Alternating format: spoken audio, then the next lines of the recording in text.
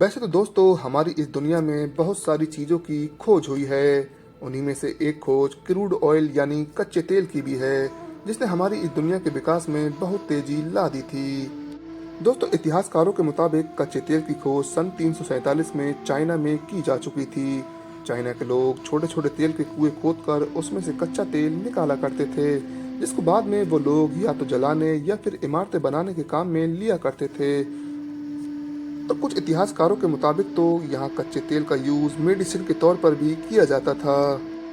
दोस्तों आज के टाइम में कच्चा तेल ऊर्जा का एक अहम हिस्सा है, फिर चाहे वो किसी भी ऊर्जा का पदार्थ ही क्यों ना हो, जिनमें सबसे ज्यादा तेल का ही इस्तेमाल किया जाता है। और वहीं दोस्तों दुनिया भर में तेल की वजह से ही हमारी गाड़ियाँ, जहाज, बाइक जैसी चीजें चल पाती हैं।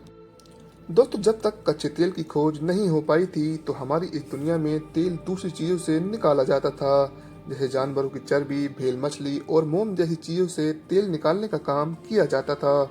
दोस्तों पुराने टाइम में तेल का यूज़ सिर्फ और सिर्फ रातों को रोशनी के लिए ही किया जाता था,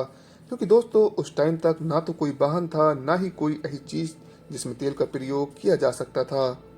दोस्तों 15वीं सदी के आखिर तक कोयले की खोज की जा चुकी थी। 18वीं सदी तक रोशनी के लिए मोमबत्ती बहुत यूज की जाने लगी थी, जबकि अच्छी रोशनी के लिए बहुत सारी लैंप का भी इस्तेमाल किया जाता था, जिसमें भेल मछली की चर्बी को तेल के तौर पर यूज किया जाता था, जिसके खर्चे में $10 पर मंथ उस दौर में लग जाया करते थे।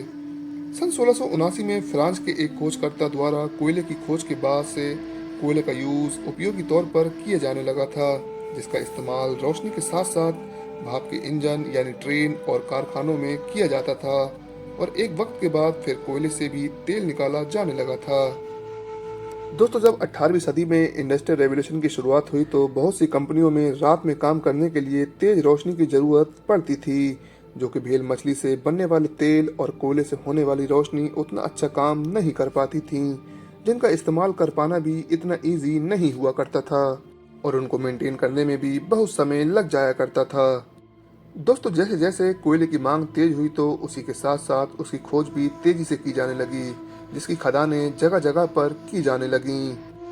और फिर एक दिन सन 1847 में कोयले की खोदान के दौरान कोई चिपचिपी सी चीज पहाड़ों से रस कर बाहर आ रही थी, जिसके बाद उस खदान के इंचार्ज जेम्स यंग ने उसके सैंपल को लेबोरेटरी में रिसर्च के लिए भेज दिया था, जिसके बाद पता चला कि इस चीज को अगर थोड़ा गर्म करने पर इसके अंदर से कुछ चीजों को अलग कर दिया जाए तो जलाने लायक तेल पाया जा सकता है। और फिर दोस्तों सन 1852 में एक कैनेडियन खोजकर्ता अब्राहम जैनसन ने एक कामयाब तरीका खोज निकाला कि कैसे क्रूड ऑयल को गर्म करके थिन ऑयल को अलग किया जा सकता है, जिसका नेम बाद में कैरोसिन ऑयल पड़ा। दोस्तों इस दौर तक भी तेल का यूज सिर्फ और सिर्फ कारखानों और घरों में रोशनी के लिए ही किया जाता था, और अब ये बात आम हो चुकी थी कि कच्चे तेल को रिफाइन करके जलाने लायक मिट्टी का तेल बनाया जा सकता है। और फिर इसके बाद बहुत सारे खोजकर्ता और व्यापारियों ने कच्चे तेल की खोज में अपना पैसा और समय लगा दिया था।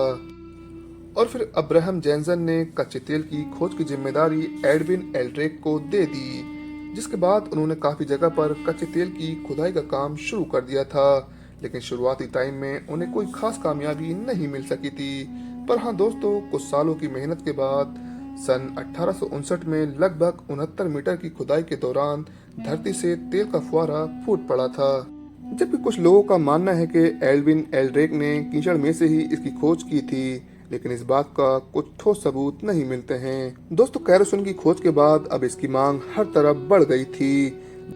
जहां बेल मछली और कोयले से निकाला हुआ तेल $10 पर मंथ पड़ता था, वहीं कैरोसिन ऑयल $10 पर ईयर के हिसाब से मिलने लगा था, जिससे चलने वाले लैंप ज्यादा अच्छी रोशनी भी देते थे। और फिर दोस्तों अब्राहम जैनसन ने कैरोसिन गैस लाइट कंपनी का भी निर्माण कर दिया था। खैर दोस्तों जो भी हो, एडविन एल्ड्रेक को ही क्रूड ऑयल का फाउंडर माना जाता है, क्योंकि उन्होंने ही पेंसिल्वेनिया में ही पहले तेल की कुएं की खोज की थी और वहां से तेल को निकाला था, जिसके बाद दुनिया भर के अलग अलग देशों में तेल के कुएं मिलते चले गए, जिसके साथ साथ हमारी इस दुनिया में तेल की जरूरत भी बढ़ती चली गई। दोस्तों वीडियो पसंद आने पर चैनल को सब्सक्राइब और वीडियो को लाइक करना ना भूलें।